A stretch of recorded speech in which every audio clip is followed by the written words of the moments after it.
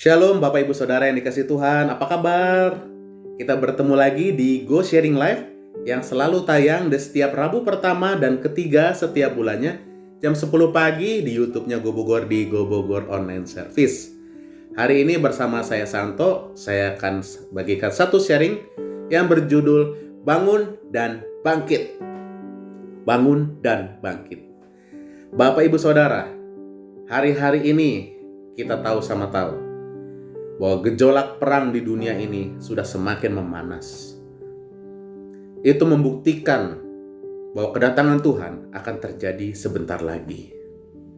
Oleh karena itu, kita sebagai anak-anak Tuhan, sebagai orang percaya, kita harus sadar akan hal ini dan mulai memperbaiki diri sebelum terlambat waktunya.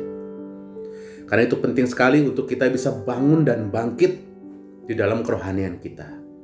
Kita baca dulu ayatnya di dalam Efesus 5 ayat 14. Efesus 5 ayat 14. Dikatakan di sana, itulah sebabnya dikatakan, bangunlah, hai kamu yang tidur, dan bangkitlah dari antara orang mati, dan Kristus akan bercahaya atas kamu.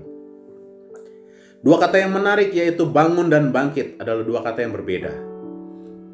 Kalau kita lihat dalam bahasa aslinya, kata bangun dalam bahasa Yunaninya adalah egeire. Berasal dari bahasa egeiro, berarti bangun dari tidur atau terjaga, Bapak Ibu Saudara. Nah, konteksnya dalam hal ini adalah teguran buat setiap kita untuk kita sadar tentang kondisi kerohanian kita saat ini. Seperti apa kondisi kerohanian kita saat ini, Bapak Ibu Saudara? Apakah kita sedang semangat, biasa saja, atau MPP, mati pelan-pelan kerohanian kita? Sedangkan kata bangkit dalam bahasa aslinya adalah anasta.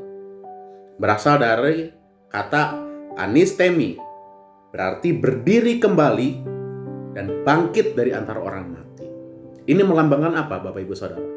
Hal ini melambangkan transisi dari kematian rohani menuju kehidupan baru di dalam Kristus.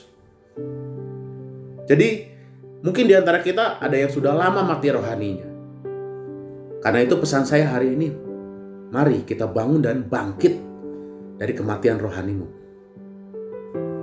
Nah, bagaimana caranya untuk kita bisa bangun dan bangkit?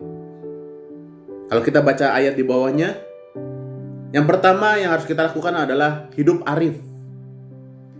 Efesus 5 ayat 15 dikatakan, karena itu perhatikanlah dengan seksama bagaimana kamu hidup. Janganlah seperti orang bebal, tetapi seperti orang arif. Orang arif ini sama halnya dengan orang yang bijaksana, Bapak Ibu Saudara.